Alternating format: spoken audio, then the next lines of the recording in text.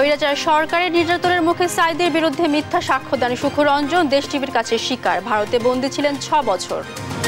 তারা বলতেছে তুমি জাগো জাগো নাম বলো, ঠিক আছে, তুমি সাইদির নাম বলো। আমি বললাম না, আমি যারা দেখি নাই শুনি নাই, সাইদি সাহেব সে কখনো আমার ভাই মারানো, সে কোথাও সে জড়িত নাই।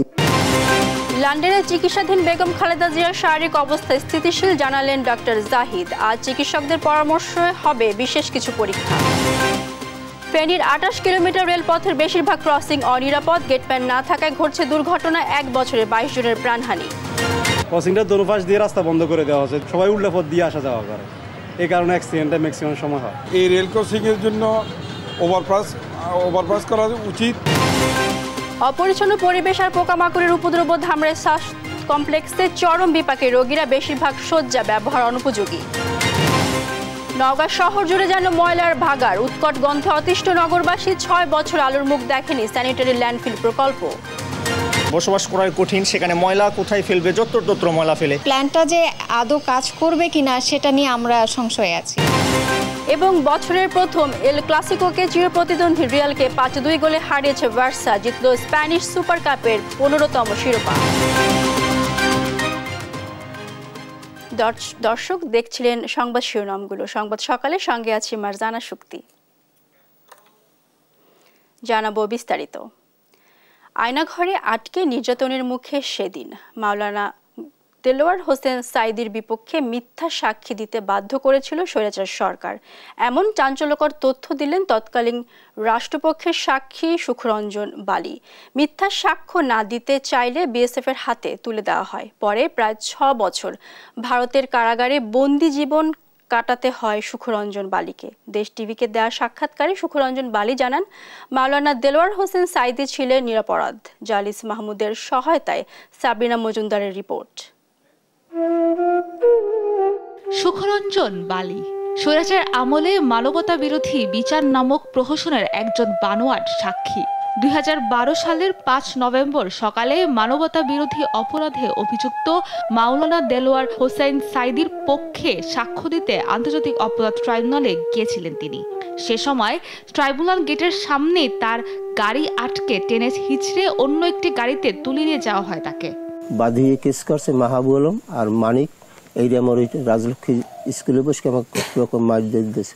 তারা বলতেছে তুমি জাগো জাগো নাম বলো, ঠিক আছে, তুমি সাইদির নাম বলো। আমি বললাম না, আমি যারা দেখি নাই শুনি নাই, সাইদি সাহেব সে কখনো আমার ভাই মারানো, সে কোথাও সে জড়িত নাই। সুখরঞ্জন বালি 1971 সালের মহান মুক্তিযুদ্ধে পিরোজপুরের ইন্দুরকানী উপজেলার উমেদপুরের শহীদ বিশাব আলীর ভাই। তাকে আটকে রেখে সে হত্যার ঘটনায় সাইদির বিরুদ্ধে সাক্ষ্য দিতে প্রলোভন দেখানো হয়। টাকার প্রলোভনেও রাজি না হওয়ায় করা হয় নির্যাতন, দেয়া হয় বৈদ্যুতিক শকও। সেসব নির্যাতনের বর্ণনা উঠে আসে সুখরঞ্জন বালির মুখে। সীমিত খাওয়ান দিত, আর ওই ভিতরে বাথরুম যেখানে, আর এর পাশেই আর কি রাখার থাকার কায়দা, ওই সীমিত জায়গার ভিতরে, মানে একাতারে 2 দিকে এই 2 জায়গায় থাকতাম। বসতে বসতে 2 পার গিলা ঘা হয়ে গেছে।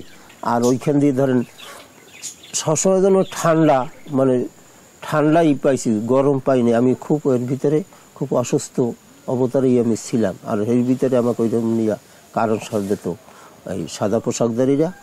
এই দীর্ঘ 15 মিনিট, কোনোদিন 20 মিনিট, 2 দিন 3 দিন অন্তর অন্তর নিয়ে আমাকে ওই কারণ সর দিত। সুখরঞ্জনের অভিযোগ, এত সব নির্যাতনের পরও সাইদির বিরুদ্ধে সাক্ষ্য না দেয়ায় ভারতীয় সীমান্তরক্ষী বাহিনী বিএসএফ এর হাতে তুলে দেয়া হয় তাকে। সেখানে তার উপর চলে অবর্ণনীয় অত্যাচার। বন্দি করে রাখা হয় বসিরহাট জেলে, পরে নেওয়া হয় দমদম কারাগারে। বিএসএফের কাছে দেশে বিএসএফরা তখন দেওয়ার সাথে সাথে মাইর ওসাই দেশে এই 2 কান এইখানে ঘাদি ফেলাইয়া বিএসএফের হাতে দেশে এই বিডিএর ধরিয়া অসুস্থ মানে ভীষণ। তখন আমাকে বই আপনার স্বরূপ বসিয়ে দিয়া আপনার দমদম কারাগারে পাঠাইছে চিকিৎসা বাদার করার জন্য। দীর্ঘ 5 বছর জেল খাটার পর 2018 সালে ভারতের প্রশাসন ও মানবাধিকার সংস্থার সহায়তায় সুপ্রিম কোর্টের আদেশে কারাগার থেকে ছাড়া পান তিনি।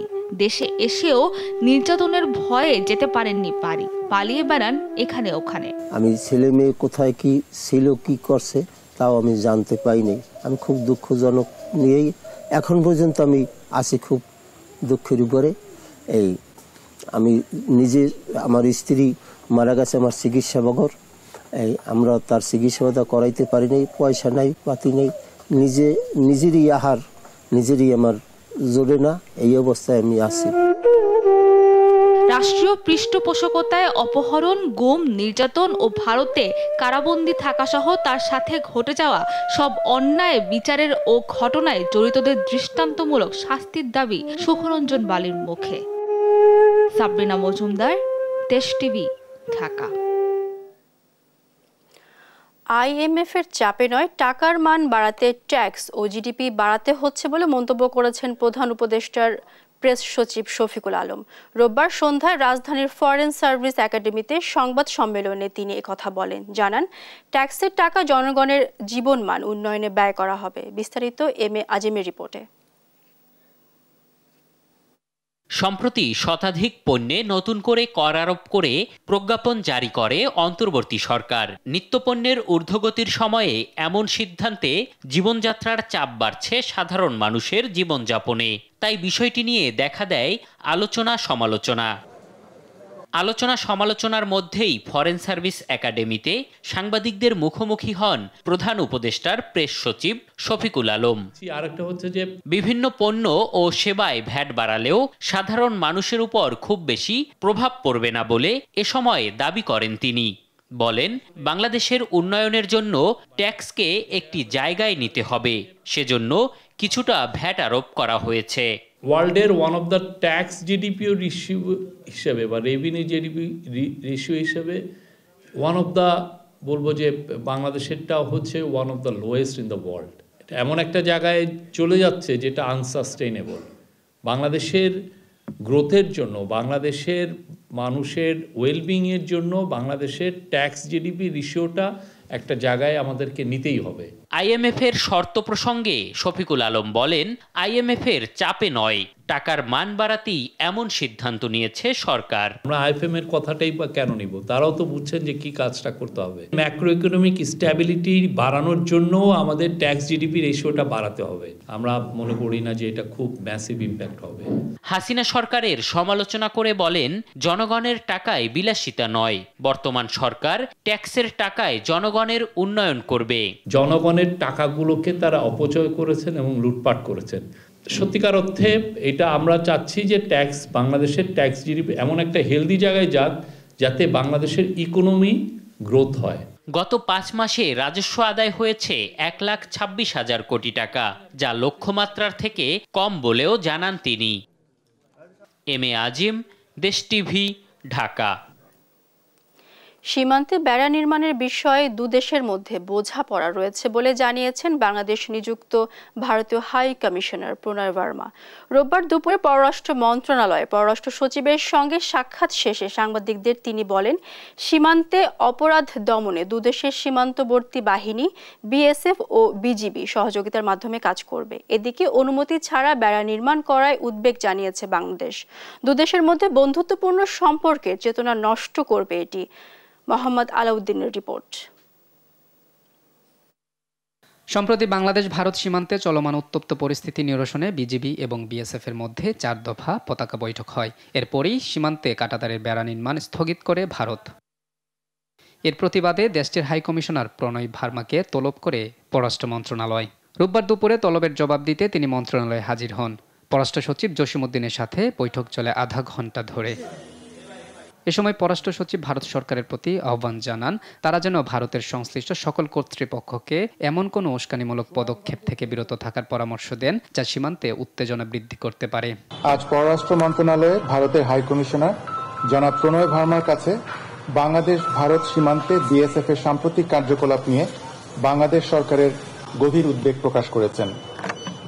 তিনি জোরালোভাবে জানান যে এই ধরনের কার্যকলাপ, বিশেষত কাঁটাতারের বেড়া নির্মাণের অনুমোদনহীন প্রচেষ্টা এবং BSF এর সংশ্লিষ্ট প্রায়োগিক কর্মকাণ্ড দুদেশের সীমান্তে উত্তেজনা সৃষ্টি করেছে। তিনি জোর দিয়ে বলেন যে যথাযথ অনুমোদন ছাড়া কাঁটাতারের বেড়া নির্মাণ দুই প্রতিবেশী দেশের মধ্যে সহযোগিতা এবং বন্ধুত্বপূর্ণ সম্পর্কের চেতনাকে ক্ষুণ্ণ করেছে। বৈঠক শেষে ভারতীয় হাইকমিশনার জানান, চোরাচালান ও অবৈধ অনুপ্রবেশের চ্যালেঞ্জ মোকাবেলার বিষয়সহ অপরাধমুক্ত সীমান্ত গড়ার বিষয়ে আলোচনা হয়েছে দুই দেশের মধ্যে। তিনি আরও বলেন, সীমান্তে বেড়া দেওয়ার বিষয়ে দুই দেশের মধ্যে এক ধরনের বোঝাপড়া আছে। We expect that understandings will be implemented and that there will be a cooperative approach to combating crime. বলেন, দুই সীমান্ত নিরাপত্তা বাহিনী বিজিবি ও বিএসএফ এর মধ্যে কথাবার্তা হয়। সীমান্তের বেড়া নির্মাণে সহযোগিতামূলক মনোভাব আশা করা যায় বলে জানান high commissioner Pranay Verma. With regard to fencing the border for security, our two border guarding forces, BSF and BGB, have been in communication in this regard. পরে বোঝাপড়ার ভিত্তিতে অপরাধ দমনে দুই দেশের সমন্বিত উদ্যোগ নেবার আশা ব্যক্ত করেন তিনি। মোহাম্মদ আলাউদ্দিন, দেশ টিভি, ঢাকা। ক্ষমতার অপব্যবহার ও বিভিন্ন অনিয়মের মাধ্যমে রাজউকের ঊর্ধ্বতন কর্মকর্তাদের যোগসাজশে পূর্বাচলে প্লট বরাদ্দ নেয় সাবেক প্রধানমন্ত্রী শেখ হাসিনা ও তার মেয়ে সাইমা ওয়াজেদ পুতুল সহ গৃহায়ন ও গণপূর্ত মন্ত্রণালয়ের 14 কর্মকর্তার বিরুদ্ধে মামলা করেছে দুদক। রোববার দুর্নীতি দমন কমিশনের প্রধান কার্যালয়ে গণমাধ্যমকে এ তথ্য নিশ্চিত করেন সংস্থাটির মহাপরিচালক আক্তার হোসেন। ফজলে আদিত্যের রিপোর্ট। একটা পলাতক আসামি, একটা কারাগার আসামি, সেই দল এই দেশে নির্বাচন হতে দিতে চায় না। শেখ হাসিনা, শেখ পরিবারের দুর্নীতির মূল হোতা এই সাবেক প্রধানমন্ত্রী। দুর্নীতি জালজালিয়াতি করে বিপুল পরিমাণ অর্থ পাচারের পাশাপাশি দেশের বিভিন্ন স্থানে করেছে অবৈধ সম্পদের পাহাড়। রাজুকের ঊর্ধ্বতন কর্মকর্তাদের যোগসাজশে পূর্বাচল নতুন শহর প্রকল্পের কূটনৈতিক জোনে ৬০ কাঠা প্লট বেআইনিভাবে বরাদ্দের প্রমাণ মিলেছে দুদকের অনুসন্ধানে। রোববার শেখ হাসিনা ও তার মেয়ে সাইমা ওয়াজেদ পুতুল সহ গৃহায়ন ও গণপূর্ত মন্ত্রণালয়ের 14 জন ঊর্ধ্বতন কর্মকর্তার বিরুদ্ধে মামলা করেছে দুদক। সরকারের সর্বোচ্চ পদাধিকারী ও পাবলিক সার্ভেন্ট হিসেবে বহাল থাকাকালে তাঁর উপর অর্পিত ক্ষমতার অপব্যবহার করে অপরাধজনক বিশ্বাসভঙ্গ পূর্বক পূর্বাচল আবাসন প্রকল্পের 27 নং সেক্টরের 203 নং রাস্তার প্লট নং 1017 অভিযোগ সংশ্লিষ্ট জনাব সাইমা ওয়াজেদের নামে রেজিস্ট্রেশন মূলে প্লট গ্রহণ করার অপরাধে দণ্ডবিধির সংশ্লিষ্ট ধারা এবং দুর্নীতি প্রতিরোধ আইন 1947-এর 5-2 ধারায় আজ একটি মামলা রুজু করা হয়েছে। সাবেক প্রধানমন্ত্রী ও তার পরিবারের যেসব ব্যক্তিরা দুর্নীতির মাধ্যমে অবৈধ সম্পদ অর্জন সহ ভোগ দখল করছে তা অনুসন্ধানের কার্যক্রম চলমান থাকবে বলেও জানান দুদকের মহাপরিচালক। মামলা রুজু হয়েছে, এখন নিয়ম অনুযায়ী আমাদের বিধিমালা অনুযায়ী তদন্তকারী কর্মকর্তা নিয়োগ করা হবে এবং তদন্তকারী কর্মকর্তা তদন্তকালে বাকি কাজগুলো আমাদের প্রচলিত বিধি অনুযায়ী সেগুলো সম্পন্ন করবেন। শুধু তাই নয়, শেখ হাসিনা সহ তার পরিবারের আরও 6 সদস্যের বিরুদ্ধে মামলার সুপারিশ করেছে দুর্নীতি দমন কমিশনের তদন্তকারী কর্মকর্তা। তাদেরকেও এই মামলায় অন্তর্ভুক্ত করা হবে। ফজলে আদিত্য, দেশ টিভি, ঢাকা। গণতান্ত্রিক প্রক্রিয়া অব্যাহত রাখতে ভোটের বিকল্প নেই দাবি করে এ বছরের মধ্যেই জাতীয় নির্বাচন চায় বিএনপি। রোববার ঢাকায় নিযুক্ত ইউরোপীয় ইউনিয়নের রাষ্ট্রদূত মাইকেল মিলারের সঙ্গে বিএনপি মহাসচিবের সাক্ষাৎ শেষে একথা জানান দলের স্থায়ী কমিটির সদস্য আমির খসরু মাহমুদ চৌধুরী। অগণতান্ত্রিক সরকারের রাজনৈতিক ওয়েট থাকে না, মোবিলাইজেশন প্রসেস থাকে না, জনগণের সাথে সংশ্লিষ্টতা থাকে না এবং জনগণের ফিডব্যাক পাওয়া যায় না। সুতরাং একটি গণতান্ত্রিক প্রক্রিয়ায় যত তাড়াতাড়ি ফিরে যাওয়া সম্ভব সেদিকে আমরা জোর দিয়েছি। আর সংস্কারের ব্যাপারে যেটা কথা হয়েছে সেটা হচ্ছে যেই বিষয়ে, যে কয়টি বিষয়ে আমরা ঐক্যমতে যেতে পারবো সেগুলো ইমিডিয়েটলি করা যেতে পারে, সেগুলোর জন্য সময় নেওয়ার কোনো কারণ নাই। আর যেগুলোতে ঐক্যমত হবে না সেগুলো আগামী দিনে নির্বাচনে প্রত্যেকটি দল জনগণের কাছে নিয়ে যাবে, তাদের যে ম্যান্ডেট, তাদের যে প্রোগ্রাম নিয়ে যাবে। জনগণ ম্যান্ডেট নিয়ে, আগে জনগণের ম্যান্ডেট নিয়ে আগামী সংসদে সেগুলো পেশ করা হবে। লন্ডনে চিকিৎসাধীন বিএনপি চেয়ারপারসন খালেদা জিয়ার বর্তমান শারীরিক অবস্থা স্থিতিশীল রয়েছে এবং আজ বিশেষজ্ঞ চিকিৎসকদের পরামর্শে বিশেষ কিছু পরীক্ষা করা হতে পারে, এমনটা জানিয়েছেন খালেদা জিয়ার ব্যক্তিগত চিকিৎসক AZM Zahid Hossain.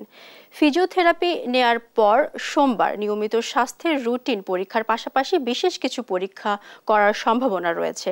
Doctor AZM Zahid Hossain জানান, অধ্যাপক জন প্যাট্রিক কেনেডি রোববার খালেদা জিয়াকে দেখে গেছেন। এই বিশেষজ্ঞ চিকিৎসকের অধীনে লন্ডনের দ্য ক্লিনিকে তার চিকিৎসা চলছে। এর আগে গত বুধবার উন্নত চিকিৎসার জন্য লন্ডনে পৌঁছান খালেদা জিয়া এবং সরাসরি তাকে লন্ডনের বিশেষায়িত বেসরকারি হাসপাতাল দ্য ক্লিনিকে ভর্তি করা হয়। হাসপাতালে নানা পরীক্ষা শেষে চিকিৎসাধীন আছেন Khaleda Zia.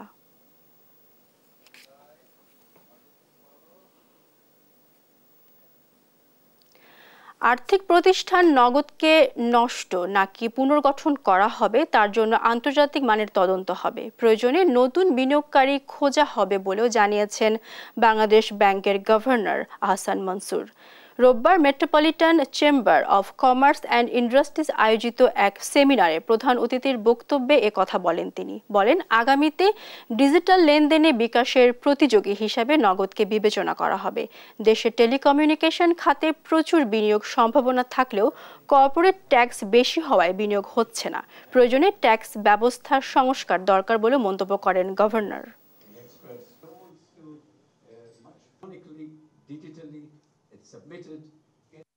Let's create a small, effective task force. Representation from NBR, industry, Bangladesh Bank, commercial banks, MFS, and all other relevant stakeholders. Not too many people, not more than 8 or 10, to prepare the roadmap for deepening financial inclusion process in the country.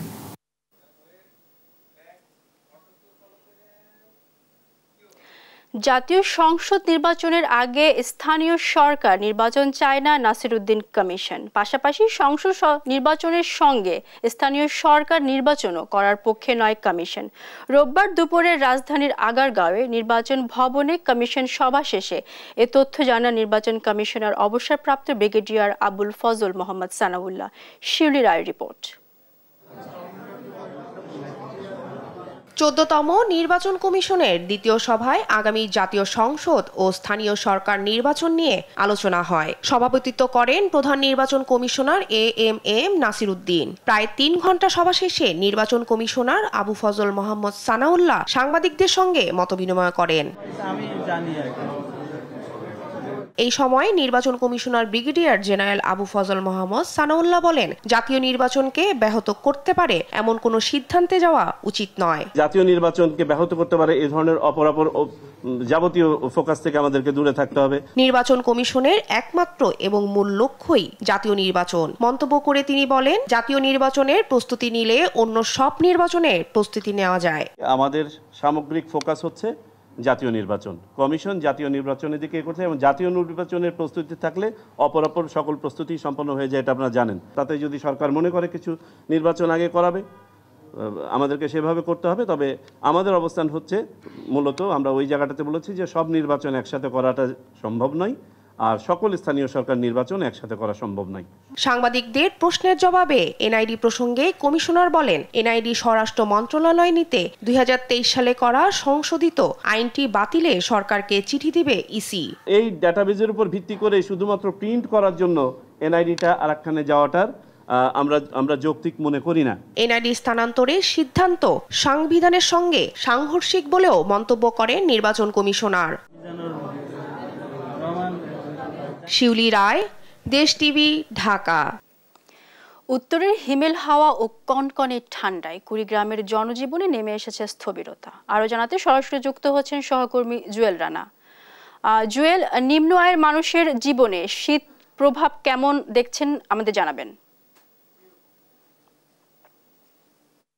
শক্তি, আপনি যেমনটি বলছিলেন যে গত 24 ঘন্টার ব্যবধানে কিন্তু কুড়িগ্রামে 3 degree Celsius তাপমাত্রা বৃদ্ধি পেয়েছে। আজ কিন্তু জেলার সর্বনিম্ন তাপমাত্রা রেকর্ড করা হয়েছে 13.2 ডিগ্রি সেলসিয়াস।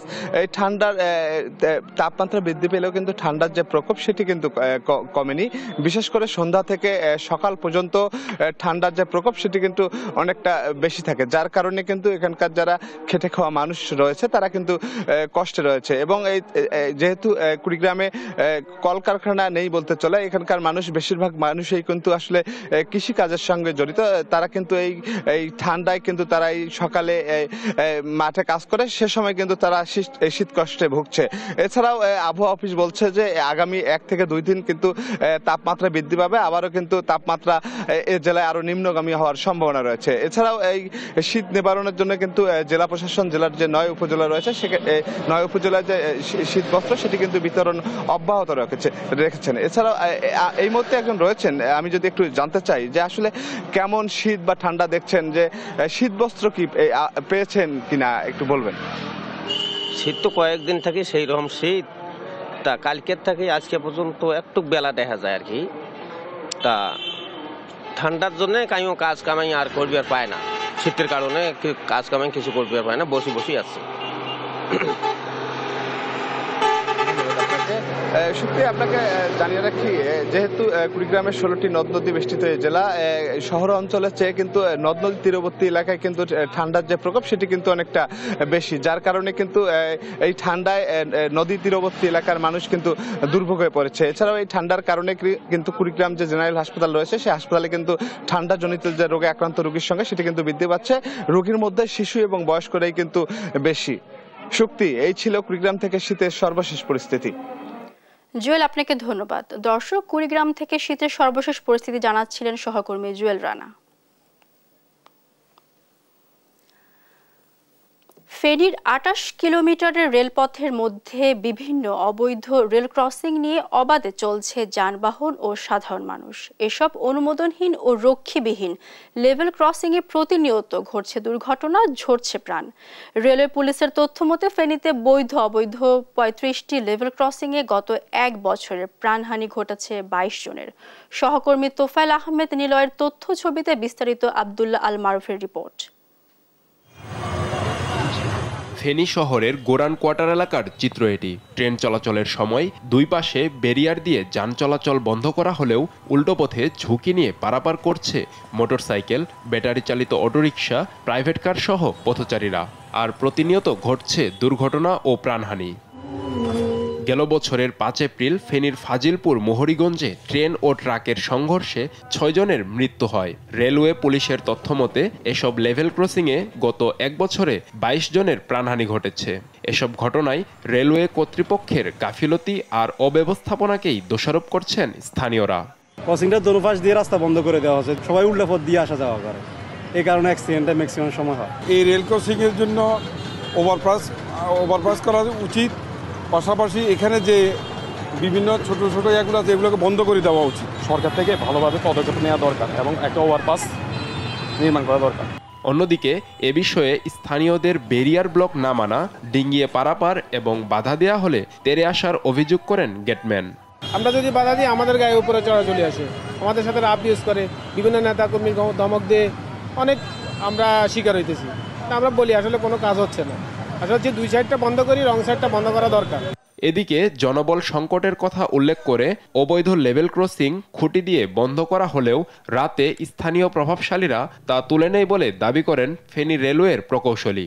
আমরা তো চলাচলের জন্য রেল খুঁটি দিয়ে বন্ধ করে দিছি, তারপরও স্থানীয় লোকজন, প্রভাবশালী লোকজন রাতের অন্ধকারে অথবা আমাদের লোকজন যখন থাকে না তখন এটা উঠে নিয়ে গেছে, উঠে নিয়ে তারা যাতায়াত করতেছে। ফেনীর 28 কিলোমিটারের এ রেলপথে 35টি লেভেল ক্রসিংয়ের মধ্যে অবৈধ 12টি। নিউজ ডেস্ক, দেশ টিভি। অপরিচ্ছন্ন পরিবেশ আর বিভিন্ন পোকামাকড়ের উপদ্রবে অতিষ্ঠ ধামরাই উপজেলার স্বাস্থ্য কমপ্লেক্সে সেবা নিতে আসা রোগীরা সুস্থ হতে এসে উল্টো অসুস্থ হয়ে ফিরতে হচ্ছে তাদের। যদিও স্বাস্থ্য কর্মকর্তারা দাবি করেন সেবার দিক দিয়ে এটি জেলার শ্রেষ্ঠ প্রতিষ্ঠান। বিস্তারিত দেওয়ান ইমনের রিপোর্টে। ধামরাই উপজেলার 50 শয্যা বিশিষ্ট স্বাস্থ্য কমপ্লেক্সের পুরুষ ওয়ার্ড। একদিকে খসে পড়ছে ছাদের পলেস্তারা, অন্যদিকে দুরবস্থা রোগীর বেডের। এর মধ্যে ছারপোকা সহ বিভিন্ন পোকামাকড়ের উপদ্রবে অতিষ্ঠ চিকিৎসা সেবা নিতে আসা রোগীরা। তাদের অভিযোগ, সেবা নিতে এসে উল্টো ফিরতে হচ্ছে অসুস্থ হয়ে। এই ছারপোকায় কামড়ায় কি করছে, দুনিয়ার ছারপোকা। চিকিৎসা নিতে এসে আরো ভালো মানুষ অসুস্থ হয়ে যাইতেছে এই ছারপোকার কামড়ে। হ্যাঁ, কোনো ব্যবস্থা নেই না এই ছারপোকার। এখানে সেবা নিতে এসে নিজে রোগী হয়ে যায়। এখানে পরিবেশ খুবই খারাপ। এখানে যে বেড ছিঁড়া এবং কি সবকিছু পরিবেশ খুবই খারাপ, নোংরা পরিবেশ। উপজেলা স্বাস্থ্য কমপ্লেক্সের নিজেরই পরিবেশ অস্বাস্থ্যকর। মহিলা ও পুরুষ ওয়ার্ডের শয্যাগুলো ব্যবহারের অনুপযোগী হয়ে পড়েছে। অপরিচ্ছন্ন বিছানার চাদরেই শুয়ে আছেন রোগীরা। স্বাস্থ্য কমপ্লেক্সের প্রতিটি ফ্লোরে প্রাথমিক চিকিৎসা সরঞ্জাম সহ সবকিছুতেই পড়ে আছে ধুলোর স্তর। পাশাপাশি চিকিৎসা সেবা নিয়েও রয়েছে নানা অভিযোগ। টাকা পয়সা কম, তুমি ক্লিনিকে যাইতে পারি না, জায়গায় আসি আইসা দেখি আর অসুস্থ হয়ে যান লাগে। দেখতেছেন আপনার সামনেই যে কি অবস্থা, সব যন্ত্রপাতি বা যে ইনস্ট্রুমেন্ট বক্স বা যেগুলো আছে বা আশেপাশে যা আছে দেখেন সবই ময়লাচ্ছন্ন, তদারকি করা কেউ নাই। তবে এসবের কিছুই জানেন না উপজেলা স্বাস্থ্য কর্মকর্তা। তার দাবি এটি জেলার শ্রেষ্ঠ চিকিৎসা সেবা প্রতিষ্ঠান। ছারপোকার যে ইয়েটা কিন্তু আমি আজকেই আপনার কাছে শুনলাম। কোনো রুগী কিন্তু এখন পর্যন্ত আমাকে এসে কিন্তু বলে নাই। এইসব পরিষ্কার করার জন্য যত লোকবল দরকার অত লোকজন নাই। এবং এই ধামরাই কিন্তু গত 5 মাসে ঢাকা জেলার মধ্যে প্রথম আছে। অস্বাস্থ্যকর আর অপরিচ্ছন্ন পরিবেশের কারণে কাঙ্ক্ষিত সেবা না পেয়ে বাড়ি ফিরছেন রোগীরা। দ্রুত এসব সংকট নিরসনের দাবি জানান তারা। দেওয়ানিমন, দেশ টিভি, ধামরাই। নওগাঁ শহর জুড়ে অপরিকল্পিত ময়লার ভাগাড় আর পচা গন্ধ, এমন চিত্র কয়েক যুগের। পরিস্থিতি পরিবর্তনে স্যানিটারি ল্যান্ডফিল নামে একটি প্রকল্পের কাজ শুরু হয় 6 বছর আগে, কিন্তু নানা সংকটে কয়েক কোটি টাকা ব্যয়ে নির্মিত প্রকল্পটি এখনো আলোর মুখ দেখেনি। সহকর্মী কাজী কামাল হোসেনের পাঠানো তথ্যচিত্রে বিস্তারিত অঙ্কন চৌধুরীর রিপোর্টে। 2018 সালে নওগাঁ শহরের কোমাইগড়ি এলাকায় নগর পরিচালনা অবকাঠামো উন্নীতকরণ প্রকল্পের আওতায় 14 কোটি টাকা ব্যয়ে শুরু হয় অত্যাধুনিক স্যানিটারি ল্যান্ডফিল ও পয়ঃবর্জ্য পরিশোধনাগারের কাজ। সেখানে শহরের বাসাবাড়ির বর্জ্য পরিশোধন হয়ে তৈরি হবে জৈব সার। দুর্গন্ধযুক্ত পানি আলাদা হবে স্বয়ংক্রিয়ভাবে। কিন্তু কয়েক কোটি টাকা ব্যয়ে নির্মাণিত প্রকল্পটি এখনো চালু করা যায়নি। ফলে এর সুফল না পাওয়ায় সংশ্লিষ্টদের অব্যবস্থাপনাকে দায়ী করছেন স্থানীয়রা। ছোট্ট শহরের মানুষ বসবাস করাই কঠিন। সেখানে ময়লা কোথায় ফেলবে, যত্রতত্র ময়লা ফেলে। বিশেষ করে আপনারা দেখবেন যে ডিগ্রি কলেজে যে সরকারি কলেজের রাস্তাঘাট আছে, সেখানে ডাস্টবিন পর্যন্ত নয়, মানুষ ময়লা নিয়ে আসে, বাসাবাড়ির ময়লাগুলো রাস্তাতে ফেলে। কিন্তু সেখানে দেখা যাচ্ছে সেটা চালু এখনো হয়নি, তৈরি হয়ে পড়ে আছে। এখন ওই প্ল্যানটা যে আদৌ কাজ করবে কিনা সেটা নিয়ে আমরা সংশয়ে আছি। আপনি একটা জিনিসকে তৈরি করলেন, জিনিসটা ব্যবহার করলেন না, কিন্তু জিনিসটা পরে রাখলো। এটা অবশ্যই সরকারের যেমন লস হচ্ছে, এটা সংস্কার করতে হলে সরকারের ব্যয় তো অবশ্যই বাড়বে, আর এর জন্য কর্তৃপক্ষ দায়ী আমি মনে করি। সংশ্লিষ্টরা বলছেন, প্রকল্পের ডিজাইন অনুযায়ী পচনশীল ও অপচনশীল বর্জ্য আলাদা করার কোনো পদ্ধতি নেই। তাই আলাদা শ্রমিক দিয়ে সে কাজ করা খুবই কঠিন। পচনশীল আর অপচনশীল দ্রব্যটা একটু আলাদা করে আপনারা ডাস্টবিনে দিবেন, কিংবা ওই যে বাসা বাড়িতে যে কোনো ময়লা তুলে সেগুলো আপনারা আলাদা করে দিন। এতে আমাদের জন্য সুবিধা, কারণ এখানে প্রক্রিয়া করতে আমাদের অনেক সময় লেগে যাচ্ছে। বৈদ্যুতিক লাইন সহ বিভিন্ন মেশিন চালুই হয়নি এখনো। ফলে তৈরি হয়েছে প্রকল্পে ব্যবহৃত নামি দামি মেশিনের নষ্ট হবার শঙ্কা। এবং দীর্ঘদিন এভাবে চলতে থাকলে দেখা যাবে কিছুদিনের মধ্যে আমাদের এই প্রজেক্টটা হয়তো বা অকেজো হয়ে যেতে পারে। এই জন্য আমার যেটা মনে হয় যে আমরা যদি ওই অস্থায়ী ডাম্পিং স্টেশনটা চালু রাখার পরে কিছু অংশ ওখানে ফেললাম আর কিছু অংশ ট্রিটমেন্ট প্ল্যান্টে আমরা নিয়ে গেলাম, তাহলে আমরা প্রজেক্টটা সাকসেস হতে পারবো বলে আমি মনে করি। শহর পরিষ্কার রাখতে দ্রুত তদন্ত করে পয়ঃবর্জ্য পরিশোধনাগারটি চালুর দাবি স্থানীয়দের। নিউজ ডেস্ক, দেশ টিভি। আবহাওয়া অনুকূল থাকায় এবার ব্রাহ্মণবাড়িয়ায় সরিষার বাম্পার ফলন হয়েছে। এতে খুশি কৃষকরা। কাঙ্ক্ষিত ফলন হওয়ায় একদিকে লাভবান হবেন কৃষকরা, তেমনি মিটবে ভোজ্য তেলের চাহিদা। মেহেদিনুর পরশের রিপোর্ট জানাচ্ছেন নুসরাত শোভা। বিস্তীর্ণ মাঠ ছেয়ে আছে হলুদ সরিষা ফুলে। এ যেন নীল আকাশের নিচে হলুদ রঙের চাদর বিছানো। চলতি মৌসুমে ব্রাহ্মণবাড়িয়া জেলায় 15,825 হেক্টর জমিতে সরিষার আবাদ হয়েছে, যা বিগত 4 বছরের তুলনায় 50% বেশি। আবহাওয়া অনুকূলে থাকায় প্রতিটি জমিতেই সরিষার বাম্পার ফলন হয়েছে। সরিষা আবাদে ব্যয় হয় স্বল্প সময়। 3 থেকে 4 হাজার টাকা খরচ করে উৎপাদন করা যায় 5 মণ সরিষা। সব মিলিয়ে লাভবান কৃষক। 3-4 হাজার টাকা কানি প্রতি খরচ হয়। আমি 3 কানি 3.5 কানি ক্ষেত করি, পরে 4-5 মণ দর সরিষা হয়। এই সরিষা দিয়ে আমি অনেক লাভবান, 15 হাজার টাকার মতো কানি প্রতি বিক্রি হয়। তো এবার আবহাওয়ার অনুকূলে আমাদের সরিষার ফসল খুবই লাভজনক এবং আমি 4 বিঘা জমি করেছি।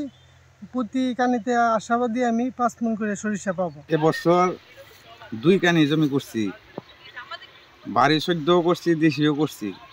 কৃষি অফিস থেকে আমাদেরকে অনেক সহযোগিতা করছে, সার দিছে, বীজ দিছে, আমরা জমিন করছি। আল্লাহর রহমতে জমির অবস্থা ভালো। এবছর দেশে বিদেশে প্রায় 200 কোটি টাকার সরিষা বিক্রি হতে পারে বলে জানায় কৃষি বিভাগ। এতে একদিকে যেমন মিটবে ভোজ্য তেলের চাহিদা, তেমনি সাশ্রয় হবে বৈদেশিক মুদ্রার। আমরা আশা করছি এই বছর মাঠের যে ভালো অবস্থা, প্রায় 24,000 মেট্রিক টনের মতো সরিষা উৎপাদন হবে এবং যার বাজার মূল্য প্রায় 200 কোটি টাকার মতো। এতে করে আমাদের কিন্তু প্রচুর পরিমাণ বৈদেশিক মুদ্রার সাশ্রয় হবে, কৃষক অর্থনৈতিকভাবে লাভবান হবে এবং সামনের বছরগুলোতেও সরিষা আবাদ আরো ব্যাপকভাবে বৃদ্ধি পাবে। বৈদেশিক মুদ্রা সাশ্রয়ী তৈল জাতীয় ফসলের আবাদ বৃদ্ধির মাধ্যমে দেশের অর্থনীতি সমৃদ্ধ হবে, এমন প্রত্যাশা সংশ্লিষ্টদের। নিউজ ডেস্ক, দেশ টিভি। স্বল্প সময় অধিক লাভবান হওয়ায় ব্রাহ্মণবাড়িয়ায় বাড়ছে সরিষার আবাদ। চলতি মৌসুমে বিগত বছরের তুলনায় প্রায় 50% বেশি জমিতে হয়েছে সরিষার আবাদ। আবহাওয়া অনুকূলে থাকায় ফলনও হয়েছে বাম্পার। আরও জানাতে সরাসরি যুক্ত হচ্ছেন সহকর্মী মেহেদিনুর পরশ। পরশ, কৃষকদের মাঝে কেমন উচ্ছ্বাস দেখছেন আমাদের জানাবেন।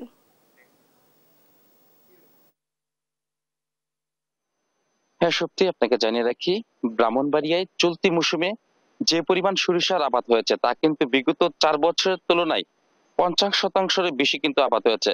ফলে দিন দিন আমাদের এই জেলায় সরিষা আবাদের সংখ্যা কিন্তু কমই বাড়ছে। মূলত বড় এবং আমন মৌসুমের মাঝামাঝি যে 2.5 মাস সময় থাকে, এই সময়ের মাঝে কিন্তু সরিষার আবাদ হয়ে থাকে। এছাড়াও কৃষকরা এই যে 2-2.5 মাস সময় মাঝে যে সরিষা আবাদ করে তারা কিন্তু অনেকটাই লাভবান হয়ে থাকে। এছাড়া কৃষি বিভাগের পক্ষ থেকে যে সকল অনাবাদী জমি রয়েছে এগুলোকে সার এবং বীজ দিয়ে প্রণোদনা আওতায় এনে কিন্তু কৃষকদের সহায়তা করছে। ফলে দিন দিন সরিষার যে আবাদ কমই বাড়ছে। আমি যদি আপনাকে জানিয়ে রাখি যে ব্রাহ্মণবাড়িয়া চলতি মৌসুমে এবার কিন্তু 8,525 হেক্টর জমিতে সরিষা আবাদ করা হয়েছে, যা কিন্তু অন্যান্য বছরের তুলনায় অনেক বেড়েছে। তো এবছর জেলায় টরি সরিষা 7, বিনা সরিষা 9 এবং বাড়ি সরিষা 14, 17, 1800 আধুনিক জাতের বিভিন্ন জাতের কিন্তু সরিষা আবাদ করা হয়েছে। আবহাওয়া অনুকূলে থাকায় প্রতিটি জমিতে যে সরিষা কিন্তু ফলনও ভালো হয়েছে।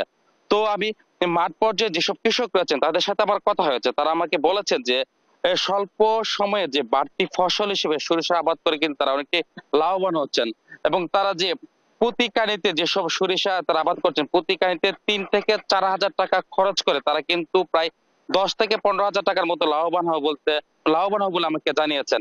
এছাড়া যে মাঠ পর্যায়ে যে সহকারী যে কৃষি অফিসাররা রয়েছেন তারা প্রতিনিয়ত যে কৃষকরা রয়েছেন যে প্রান্তিক পর্যায়ে যেসব কৃষক রয়েছে তাদের কিন্তু প্রতিনিয়ত বিভিন্ন মাঠে এসে কিন্তু বিভিন্ন প্রশিক্ষণ দিচ্ছে এবং সহায়তা কিন্তু করছেন যাতে সরিষা যাতে কোনো প্রকার সমস্যা না হয়। তো কৃষকরা বলছেন যে অন্যান্য বছরের তুলনায় কিন্তু তাদের সরিষার আবাদ কিন্তু এবার অনেক ভালো হয়েছে। তো তারা বলছেন যে আর 1 মাস পরে কিন্তু এগুলো উপযোগী হয়ে উঠবে, তারপরে তারা কিন্তু সরিষা বিক্রি করবেন।